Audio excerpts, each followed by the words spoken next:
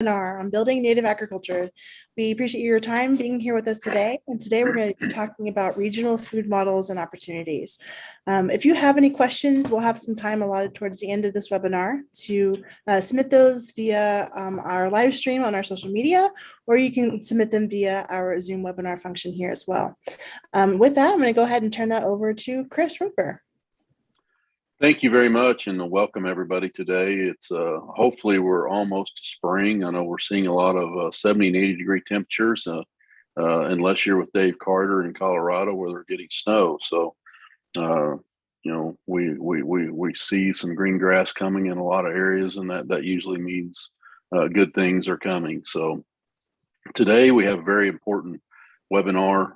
We're kind of wrapping up some of our series here on regional food models, various opportunities.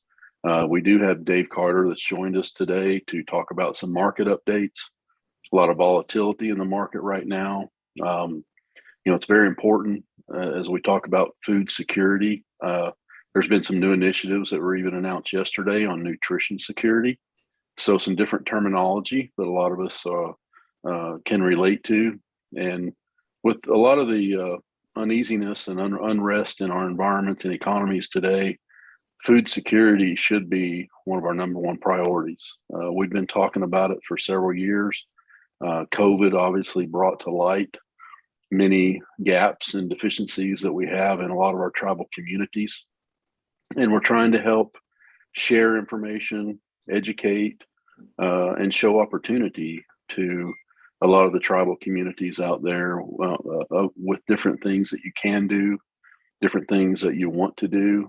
We've had a lot of emails, questions, comments in our chats about opportunities all across the United States. So we know that people are doing wonderful things, from adding greenhouses to their portfolio to adding meat processing. A big one, as we discussed last month, was food storage and logistics, and how we get food transferred from one area to another. Having that storage capability to be able to store food, it's so important. We're going to go through some of those topics that we've covered since last year, and then try to understand how that affects us moving forward. Dave's going to give us an update on some market changes and some things that he's seeing, and we're also going to talk about some new things coming up. There's a lot of funding opportunities that you need to know about, and we can share that information with you, and as well as answer your questions. So, as Whitney mentioned, please ask your questions. We always welcome your emails as well. I know we're doing a lot of things differently and trying to advance in our technology. You see a lot of changes moving across the nation with even some of the government opportunities that are coming out. So we're trying to reach as many people as we can. And again, if you have any recommendations or topics you'd like us to hit and cover, please share those with us. Don't hold back. Let us have it. So next slide. We started on strategic planning and feasibility. We really talked a lot about food sovereignty assessments. We really push this, especially as tribes or even communities are looking to do more for food security. One of the first things we recommend is to do this food sovereignty assessment and figure out what your people are lacking, what they're needing, what they already have. These can really bring to light a lot of issues that you may not be thinking about. You can take that information and input that into your feasibility studies, your business plans, and understand what things are going to cost, what it's going to take to develop these new opportunities. And then in episode 2, we talked about funding those opportunities, writing grants. And this is so important with all the different initiatives that are out today.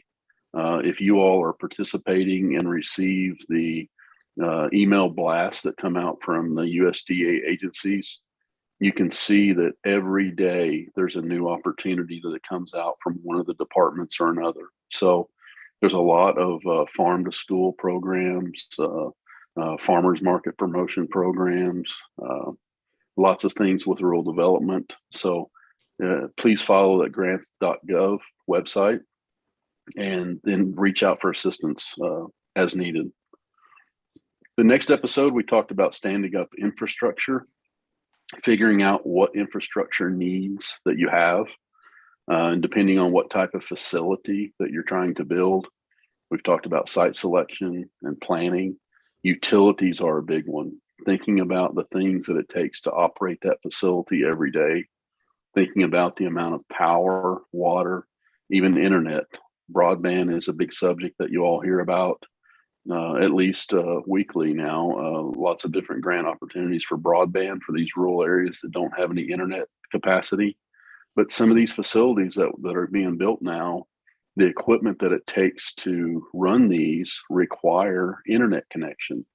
You need to be able to manage that and diagnose problems when they happen, and of course get assistance when you need it. So without that broadband and internet in place, it's going to really limit your ability to make those facilities function as they need to. Next slide. In episode 4, we really talked on labor and training opportunities. Labor shortages are going on still today all over the country. We were talking about labor opportunities back in September of last year, trying to find labor, trying to find training resources, developing training opportunities. Again, you can catch all of these previous webinars on YouTube based off the Native American Ag Fund website. They'll send you a link directly off that. So please watch some of these and reach out for new ideas on finding labor and developing labor. There are lots and lots of labor opportunities out there right now. In episode 5, we talked about HACCP plans, food safety plans, and the need to have these in place when you're handling food. When you're trying to feed your people, you've got to make sure that your employees are trained and you have protocols in place to make sure that you're doing it right. As well as if something does go wrong, you have to have a plan in place on what to do when that happens. So it's very important, not only from in a food inspection standpoint, but from food safety and understanding, how your tribe is going to handle food safety and what you're going to do in case of an emergency or in case of, various processing episodes that could happen. Episode 6, we talked about using tribal products in retail and vertical integration. A lot of tribes and a lot of communities are looking at this, and a lot of them are doing this in one way or another. The vertical integration and planning all help keep your food dollars inside of your community. It also can help with food security as long as you have the right food safety plans in place. Improving food security for your community and for your tribe members is what this is truly about. Feeding your people and taking care of your people. Next slide. Episode 7, we talked about how tribal foods tie into feeding programs.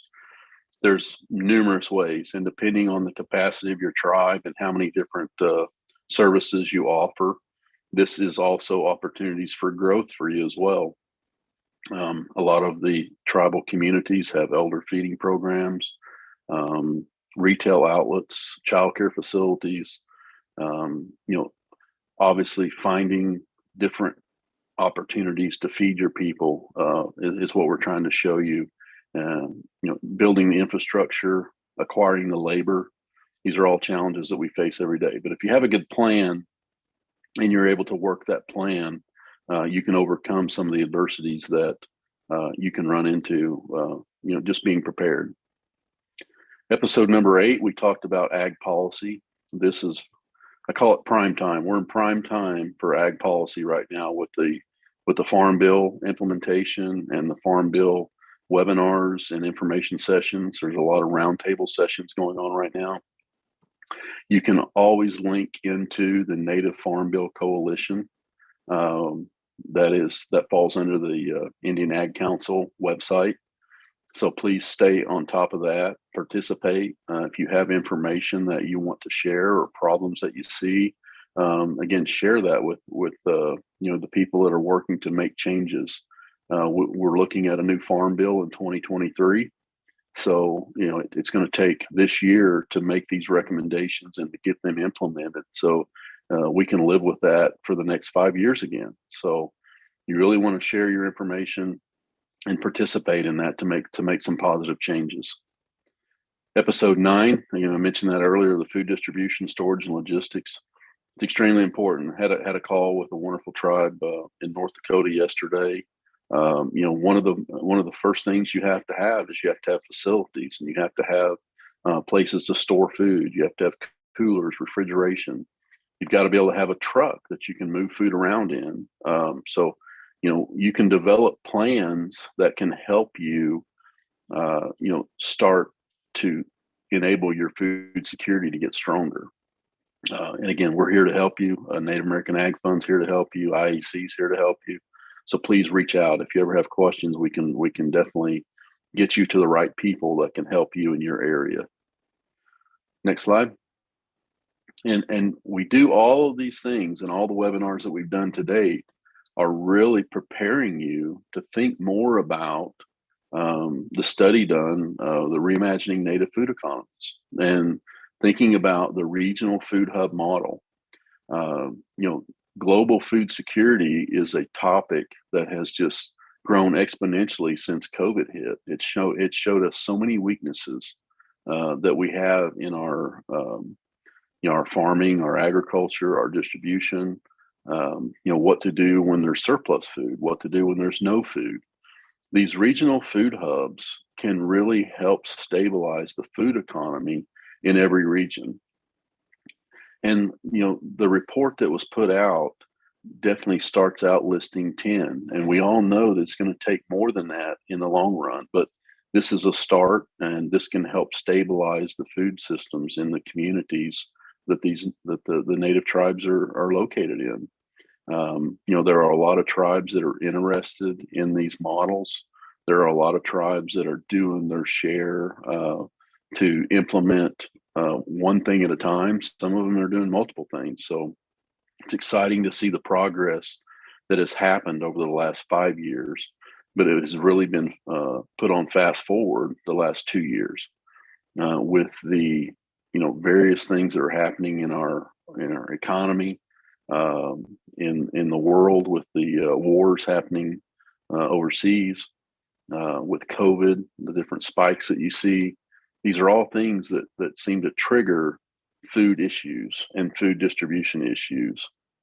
So even more of a reason for tribes to take control of their food security by building storage, building coolers and freezers, processing meat, growing vegetables. Start doing something. A lot of you are, and it's being recognized and acknowledged. So a lot of wonderful work going on. Next slide. Again, talking about the regional hubs, as we talk about that as a whole, we're thinking about processing facilities, and not only beef and bison, but we have to think about poultry as well. That's not something that seems to get focused on a lot in our native communities, but poultry is a big step as well in our protein sources. The warehouse and storage. I tell a lot of people the warehousing and storage is one of the easier things to do to help stabilize your economies and your food systems. Having storage available will allow you to have products available to feed your people when there's difficulty acquiring some of those products. Logistics and distribution. One of the things that always comes up is trucking. How do you get products from one tribal community to another? How do you get products, even into some of the remote tribal communities? Trucking is a necessary evil. You've heard a lot about it in the last year with trucking shortages, truck driver shortages, and that ties to the labor shortages as a whole. So once again, even more important for tribes to take control of their logistics. One of the big things that we keep hearing more about and keep promoting is tribal trade. There's a lot of tribal trade that's available, but the network to link tribes together still has yet to be developed. So we need leaders in this. We need leaders to take charge to develop these systems that can help implement the tribal trade better. And I know from my experience in my travels that there are tribes that will trade fish for red meat. There are tribes that'll trade produce. There are tribes that are interested in tribal trade and want that link to happen. So if you have products and you're looking for other products, again, please reach out. We'll try to link you with other tribes that are interested in trading for your products. So reach out and share what you have. We always appreciate hearing from you. Another thing is the technology and data infrastructure. I mentioned that earlier about the internet, but you have to have reliable internet in your communities to be able to support all of these functions. So again, that's a stepping stone. If you don't have internet now, we need to be working on getting internet to your locations. Another one is finance and credit services for native producers. This is something we haven't hit on yet a lot, but as we develop our final report here for this series, we're going to continue to dive into the finance and credit services. Just know that there are a lot of private funding sources out there to finance agricultural projects. There are also the government grants that we talk about each month. So we're going to try to outline more of those and dive into the finance and credit more for you. And then as we jump into our next webinar here this summer, we'll hope to be able to share more on that with you. Dave, did you have a comment there on that one? No, sorry. I thought I was muted. I was just clearing my throat. You're all right. You're all right. Next slide. The regional food hub models, again, this is kind of recapping everything I've talked about. But these regional models will be a central point, again, a hub for distributing food to tribal communities. And again, we know folks that are in the Northwest will need different resources than folks in the Southeast or in the Northeast. So each trade area and trade zone will have to be treated a little bit differently. We try to think of, all of you across the region. And we know that there will need to be some sub-hubs put in place. But again, we need those champions that are willing to operate and run these facilities. So, there are a lot of tribes in each one of these regions that are doing wonderful things. So we're looking for that first model. So, but we're going to need all the things that we've listed from processing through storage and distribution. Next slide. That gets me to the wonderful Dave Carter. Dave has shared some webinars with you all in the past through Native American Ag Fund.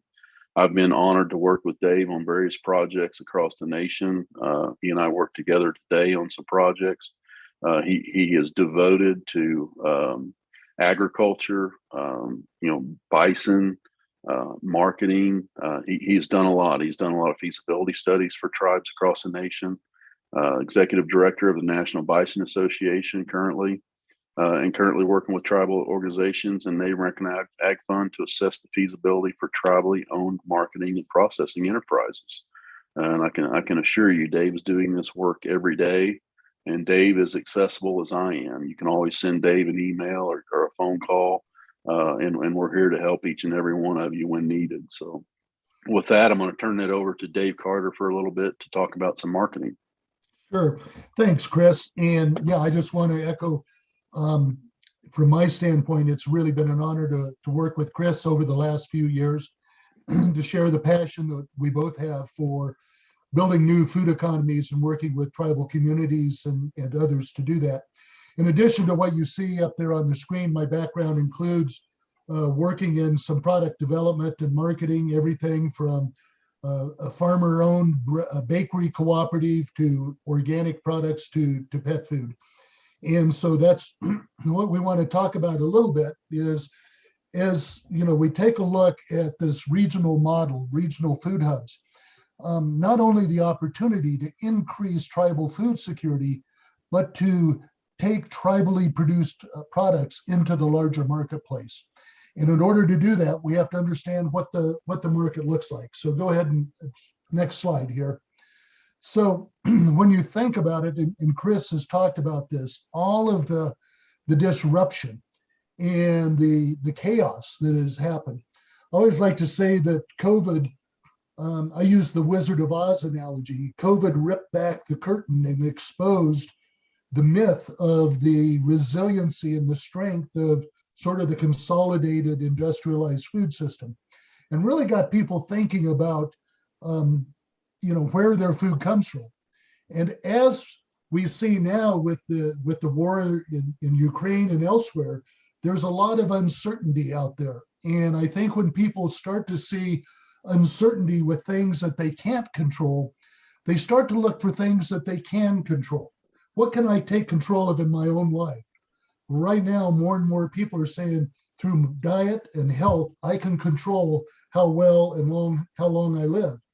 Through the way I eat, I can control maybe how long the earth is going to be healthy and sustainable. And so this is a really, really big opportunity for tribal food initiatives. And when you think about this, even the surveys within tribal communities, people recognize that better food, more locally produced food, is better for them, for their families, and for the environment. Next slide. So, just when we think about this right now with the disruption of COVID and Ukraine and everything else, there's been so much volatility in the marketplace. I know the cattle market has seesawed back and forth, and even what we're seeing with gas prices, with the price of oil that went up, so rapidly and now has fallen by 23-25%. And so when we think about how do we stabilize that, a more locally regional food economy, the regional food hubs, can really help us bring some stability, because you're not paying to haul products, from where the cattle are raised 1,000 miles away to where they can be fattened, to 800 miles away to where they're processed to come back to your own local grocery store. And so the things that Chris just talked about, being able to store food reserves and to have those transportation systems, are really important, as well as the infrastructure that we know that, the last year's feasibility of what it was going to take to stand up a greenhouse or a meat processing plant is pretty out of date right now. And we need to be on top of what those infrastructure costs are. Go ahead, next slide, please. So there's some reports that have come out just within the last few weeks that talk about what has happened even over the last year. And one of the things, as Chris mentioned, I'm involved in the bison business, not only with the Bison Association, but my wife and I are partners in a bison herd here locally. And one of the things when you take a look is that some of the smaller proteins are growing, and some of that occurred because during the pandemic 2 years ago, when people went into the grocery store and everything that they were used to buying was cleared off the shelf, and what was left was some bison, maybe some ground lamb, and Impossible Burger. And they were taking a look and they were saying, maybe I'll try that bison, maybe I'll try that lamb. And they tried it and they discovered it was pretty darn tasty. And so what we've seen is through all of this, we've actually introduced some people to some of these proteins that they weren't used to eating, and they've stayed around because they like the way they're produced and how they taste. One of the things we're also seeing as a long-term trend, and particularly as inflation continues and there's issues with the restaurants, with labor, is people are cutting back on going out to eat. There's less restaurant dining, but what they're doing is they're looking at recreating those restaurant meals at home. They're downloading these P.F. Chang recipes or whatever from the internet and trying to recreate that at home.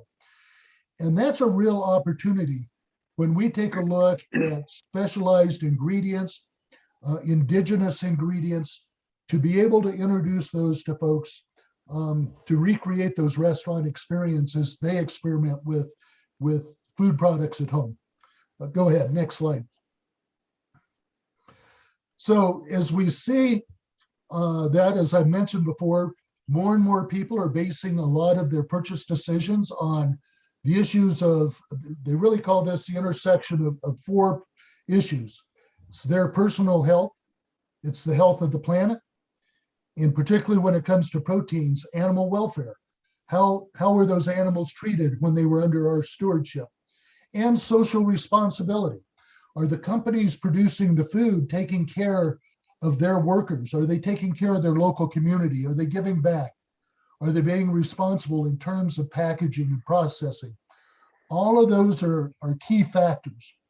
And one of the things that the surveys are showing is that transparency is critical, is letting people know exactly how that food was raised, how it was processed, and how it was delivered to their grocery stores. And particularly when we're taking a look at, competing against the plant-based proteins or the alt meat, is to be very honest with people about how that was produced. And when we think about tribal communities and tribal food products, boy, that's something that's got a huge halo over it when it talks about reinforcing that perception that the public has of indigenous cultures of being good stewards of the animals, being good stewards of the earth. This is a way for us to capitalize on that. And then the other thing that is a real opportunity is internet shopping has exploded. The younger generations, the Generation Z, the millennials, they've been ordering these meal kits for a long time. But when the pandemic hit and things happened, folks that are in my age bracket learned how to get online and to buy their groceries online, maybe even just to go to pick them up at the grocery store. But more people are using online internet delivery services. And again, when we think about the regional food hub, what an opportunity we have to create something so that if somebody in Oklahoma City clicks on something on online, it might be coming from the Osage Nation. If they're up in Billings, Montana, and they click for online delivery, it might be coming from the Blackfeet Nation. Same type of products, but locally produced and locally delivered. Next slide, please. So one of the things that we recognize is as we develop these projects, we have to understand what the market looks like and who are the players out there, what are the products, and how do we position ourselves. And NAF has made a major commitment to provide the resources that can help individual grantees get some of that intelligence, some of that data, some of that analysis that they need to have. One of the things that I've been working with NAF on is we've been putting a regional market update on the NAF website with the latest information about new developments that are in the marketplace and taking a look at some specific categories. Last quarter, we looked at the coffee category because there's a number of tribes that are moving into the marketplace of roasting and marketing coffee. We've looked at some with jerky and snack sticks and pet food. So we'll take a look at those quarterly trends. But we also have a market basket report that is updated on a quarterly basis. And it goes through some of the major products that are out there, everything from pancake mixes to pet food. And you can actually go on there and see then how has the price changed? How have the demand for those products increased? That's all available on the NAF website. And then the other thing is that NAF has got a major partnership with SPINS IRI, which is one of the major data mining services that tracks the sales and the velocity, the growth, the contraction of individual brands in the marketplace. And so there's key attributes that we can look at when we go into that SPINS data, which is available for all NAF grantees. Go ahead, next slide. So here's an example. We're just going to run through a few examples of some of the information that's available. And this slide's a little blurry, but if you go into a category, you can say, gosh, I want to go in and see jerky. What's happening in the jerky category? And what it'll do is in those various categories, it'll give you the total number of sales over the last 12 weeks, 26 weeks, 52 weeks, year to date, whatever you want to track in the overall sales, but also in the natural channel, in the conventional channel, and even within convenience stores. And then you can click on each one of those areas and you can see who are the leaders, who are the top brands, who's dominating that category. In that second group of boxes, you can see, are the sales, the dollars increasing over the last period that you tracked, or are they contracting? What's happening to that overall category? And then the bottom set there is the percentage of growth or contraction within that category. Next slide. So then you can go in and you can take an individual brand and you can start to take a look at that brand within the area that Spins captures. And you can say, gosh, what is their sales? You know, this might be year to date, or that might be the last 52 weeks. What's their growth? What's their 2-year growth over the average category volume? You can see they're in 73% of the natural stores. They're in 67% of the conventional stores. They're in 41% of the convenience stores. And then you can see those bar charts there kind of show you what are the brand attributes.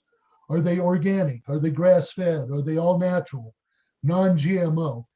And so you can take a look at individual brands and see what's either making them grow or what's not contributing to their growth. Next slide.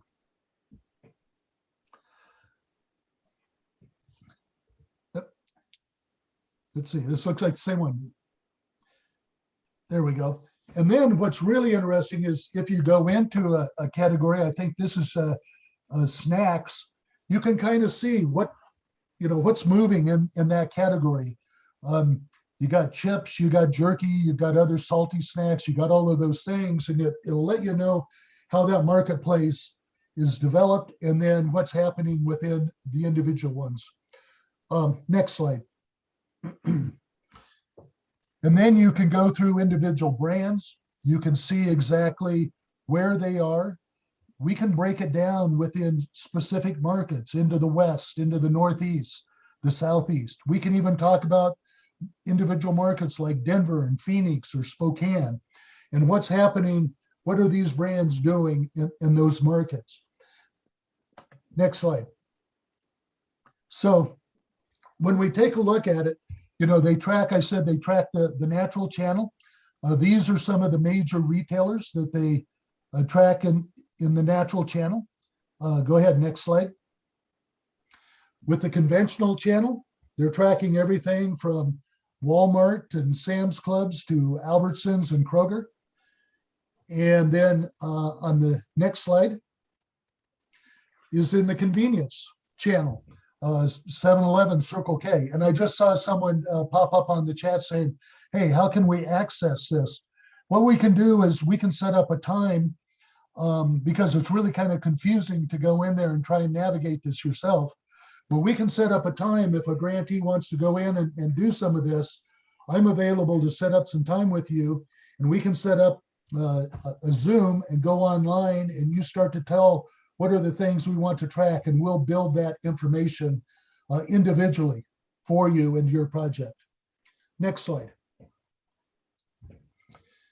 So with that, just as I said, this is something NAF has made a major commitment in this resource.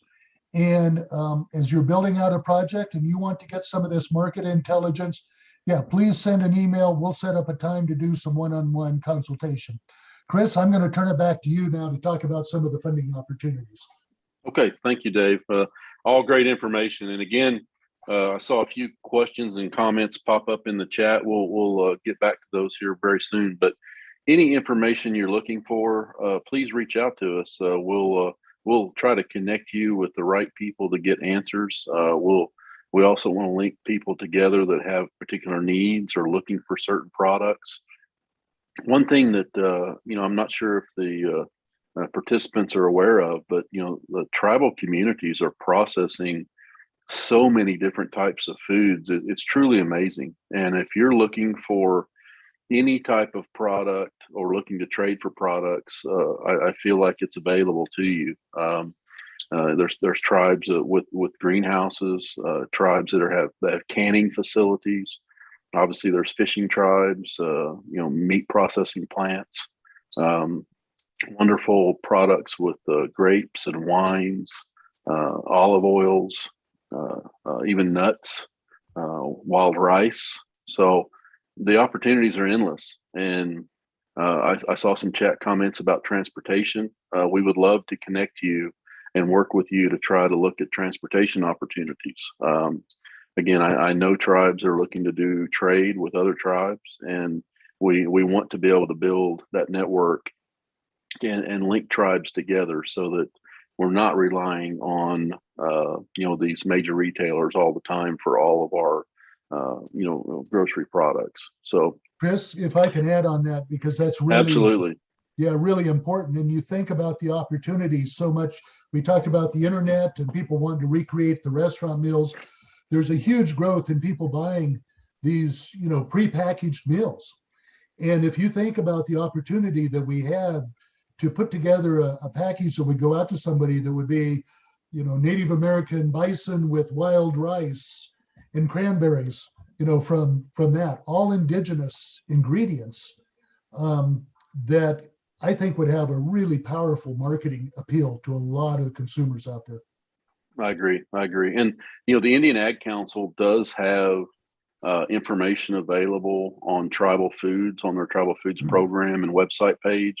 So, you can always look at that website to find tribal producers and how they're linked through the tribal foods programs. But again, we can help link you together as well. There's so many wonderful things happening, again, from storage to growing, processing foods. It's truly amazing some of the things that have happened over the last 5 years, and again, in particular, the last 2. But to start diving in on these funding opportunities, one of the biggest ones out there probably right now is the Meat and Poultry Processing Expansion Program. We're really passionate about this program. The grants are due April 11th, though. That's going to come up on us pretty quick. The grants are going to help eligible processors expand capacity. That's what they're geared for. These grants are intended to make the most impact and increase capacity as fast as possible. So they want to see the growth and really an immediate response. There will be technical assistance and outreach available through USDA. Please follow the websites. Look at this website, usda.gov/meat. And there will be an announcement coming out next week on the technical assistance program. So you will be able to get technical assistance with this program. And don't let the April 11th deadline scare you too much, because there will be another opportunity coming out this summer for the next round. This first round has approximately 150 million in this round that's going to go out. The grant does only cover 20% of your total project cost, though. We know that this has been an issue for some of the smaller processors and some of the smaller projects that we've looked at. We're not sure what the requirements are and the assistance will be on the next round yet, but we hope to hear more in the next coming weeks. Next slide, please. Again, some more info. Some of the things that this grant can be used for is building a new facility or modernizing and expanding existing facilities, developing, installing, or modernizing equipment technology, ensuring compliance with packaging and labeling requirements, upholding occupational and other safety requirements, modifying facilities, equipment to protect food safety, paying for voluntary grading services on value-added processed products, offsetting costs associated with becoming an inspected facility, supporting workforce recruitment, training, and retention. And obviously that's a big one. So, but just know that this grant's being administered through rural development, technical assistance being offered through Ag Marketing Service. And this is a fairly complex grant, so you need to get started on this if you are chasing this grant. So there's a huge opportunity here, but it will take some work to make this happen. Next slide. The next one is one we listed last month as well.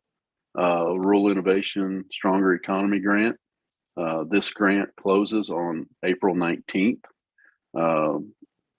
You can build or support a business incubator facility, provide worker training to assist in the creation of new jobs, train the existing workforce with skills for higher paying jobs, develop a base of skilled workers and improve their opportunities to obtain high wage jobs in new or existing local industries. And again, these words come right off of the RFA. So again, please pay attention to grants.gov for all of these opportunities. Next slide. Value added producer grant. This has been a big one. There were some webinars earlier this week about this grant.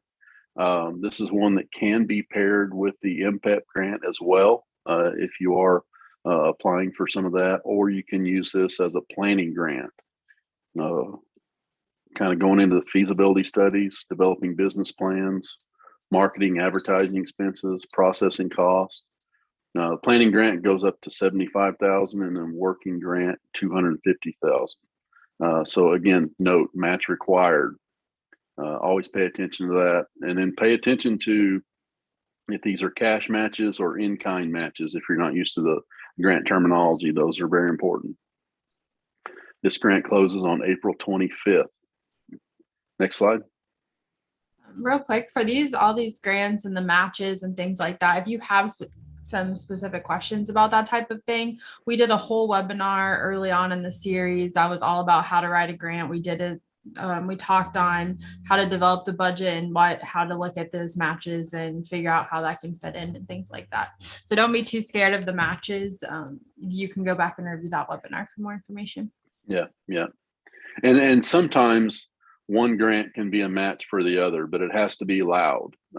Sometimes it's stipulated that that's not allowed. So you just have to read the fine print, make sure you know what you're looking for. Next opportunity here is the USDA Community Facilities Direct Loan and Grant Program. Funds can be used to purchase, construct, or improve essential communities. Local food systems such as community gardens, food pantries, community kitchens, food banks, food hubs, or greenhouses. And this does not have a closing date. This one just runs until the funding is gone. So you can also look at grants and low interest direct loans.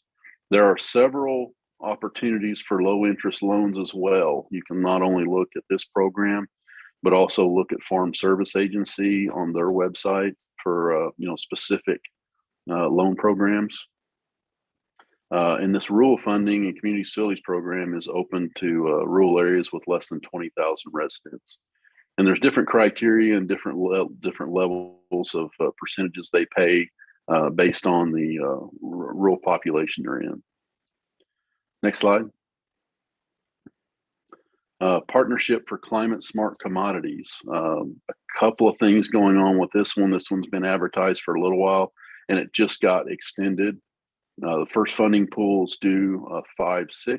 It's limited to large-scale pilot projects from 5 million to 100 million. These projects should emphasize the greenhouse gas benefits of climate-smart commodity production benefits to a representative cross-section of production agriculture, including small and or historically underserved producers. The second pool, the larger pool, that's actually the smaller pool, due 610, is limited to innovative pilot projects from 250,000 to just under 5 million. And these projects should place an emphasis on enrollment of small and or underserved producers and are monitoring, reporting, and verification activities developed at minority serving institutions. And the next line there, breaking news here today, we should have a drum roll or something, but the 2022 NAF grants are going to open April 1st. So please take note of that, April 1. And with that being said, some of you might be sad, but we're going to be taking a break on our webinars. This will be our last webinar. We're going to take a 2-month break on our webinars so that we can all focus on these NAF grants and all of the open opportunities that are out here today. So take this opportunity to use the information that we've been sharing with you. If you need more information, please reach out. The NAF grants will open April 1, and then we will be working on our report to summarize all of the things that we've been talking about with you all since last year with the webinar series, and again dive into the finance a little bit more. And then we will come back in June. We'll have another either webinar or live stream, maybe both.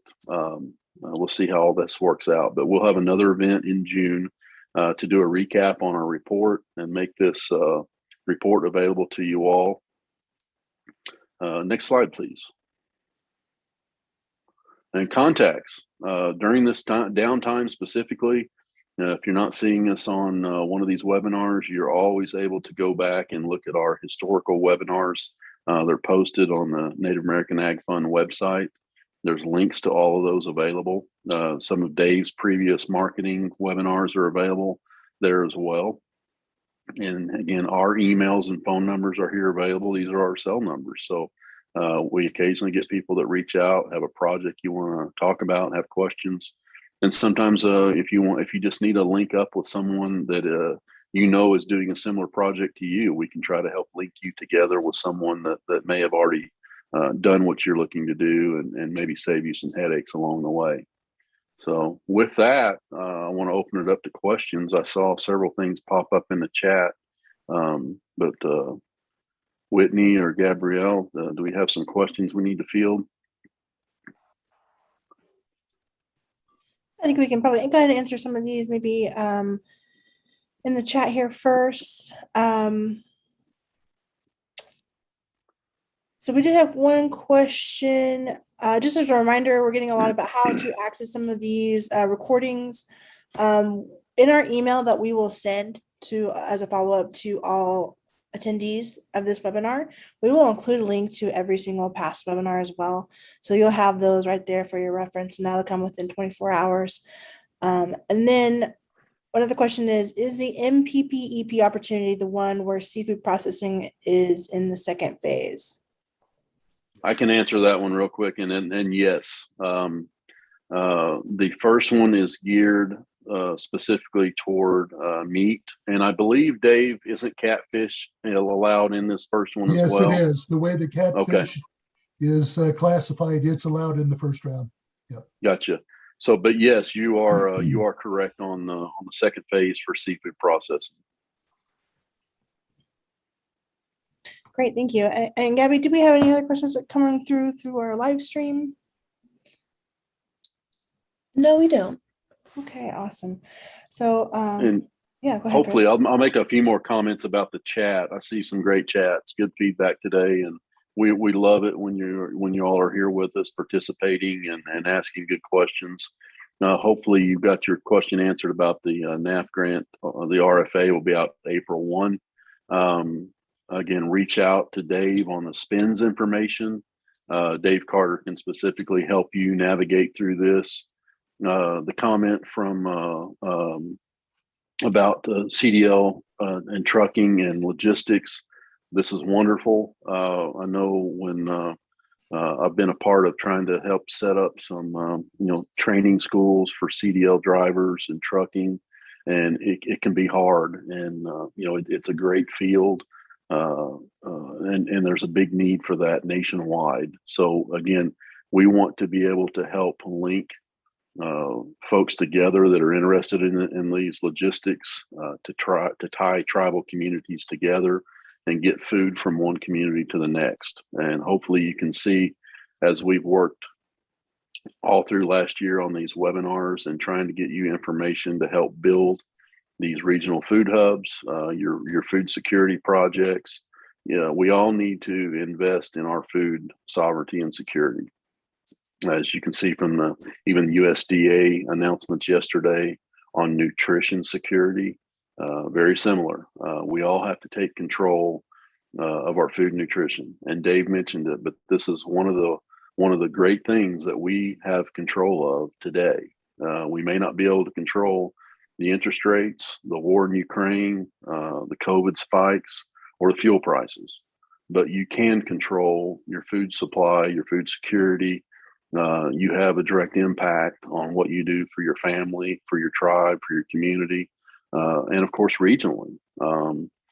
as you grow and continue to do more, you can share that. And then again, even trade. You can trade your products for other products that you can use. So, and again, this is kind of getting back to basics of how our grandparents lived, gardening and growing and taking care of your own.